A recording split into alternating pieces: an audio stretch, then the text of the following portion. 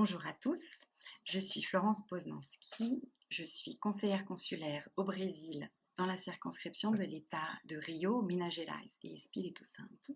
Et en faisant cette vidéo aujourd'hui, j'aimerais vous parler des élections législatives et de manifester mon soutien au député Sergio Coronado, qui se représente pour un deuxième mandat dans la circonscription sous l'étiquette Europe Écologie Les Verts, France Insoumise. Alors d'abord, parlons un petit peu des élections législatives. Peu de Français le savent, mais nous pouvons élire depuis 2012 nos représentants à l'Assemblée législative.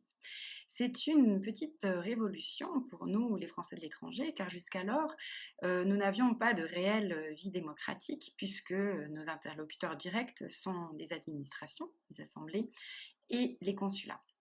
Et en cas de recours ou de conflit, les possibilités sont finalement assez limitées. Et en élisant notre député, nous avons donc la possibilité, d'une part, de faire entendre notre voix et de défendre les droits. Nous savons que les conditions administratives qui gèrent et qui définissent le statut du Français de l'étranger sont parfois des questions extrêmement techniques que peu de parlementaires de métropole ont conscience. Et donc, c'est pour nous la possibilité d'être pris en compte à part entière dans la démocratie française. Et donc, je manifeste aussi par cette vidéo mon envie de vous stimuler à vous intéresser à cette élection. Pour beaucoup, les élections se limitent aux présidentielles et peu manifestent leur intérêt pour pouvoir discuter les programmes dans le cadre des élections législatives. Et donc, je vous incite à vous y intéresser. Nous avons cette année 19 candidats en lice, donc c'est suffisamment de travail, de projets, de propositions politiques différentes pour pouvoir se rendre compte de l'état de la chose. Alors pourquoi Sergio Coronado ?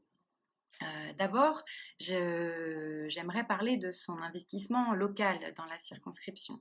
C'est un député qui s'est particulièrement investi puisqu'il a réalisé plus de 400 déplacements lors de l'ensemble de son mandat, ce qui représente à peu près 80 déplacements par an dans les 33 pays de la circonscription.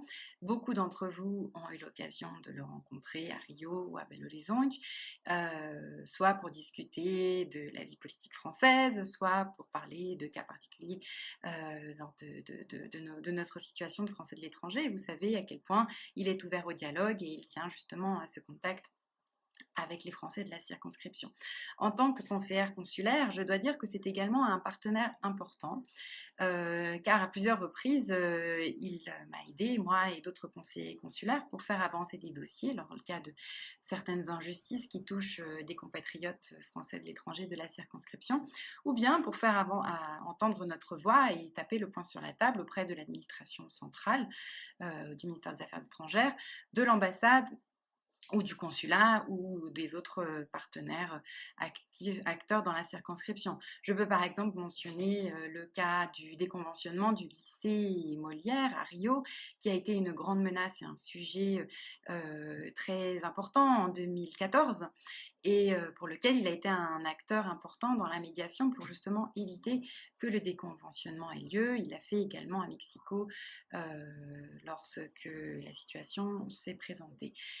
Sergio Coronado s'est également manifesté contre la réduction des budgets pour les bourses scolaires et les aides sociales dans la loi budgétaire annuelle et milite également pour la suppression des contributions fiscales pour la CSG pour les Français qui ne sont pas affiliés à la sécurité sociale. C'est donc un député qui connaît bien les dossiers des Français de l'étranger pour avoir également vécu à l'étranger. Et je dois dire que c'est pas facile lorsque j'entends d'autres candidats actuellement présenter leur programme sur ces sujets.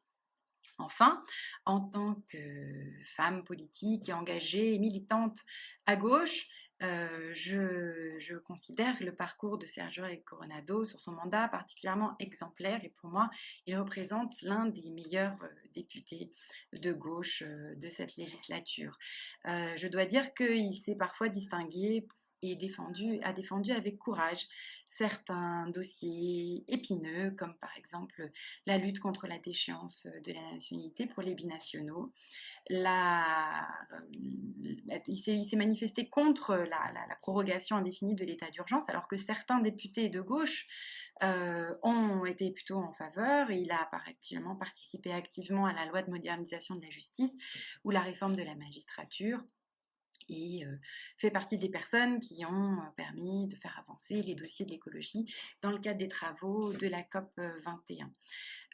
Pour l'avoir connu et fréquenté dans son parcours et ses venues en circonscription au Brésil, je sais que c'est un député rigoureux, qui a un travail exigeant et soigneux, mais qui est ouvert au dialogue et qui n'hésite pas, lorsque les circonstances le demandent, de s'ouvrir et peut travailler avec des parlementaires qui ne sont pas de son bord politique pour faire avancer certains dossiers.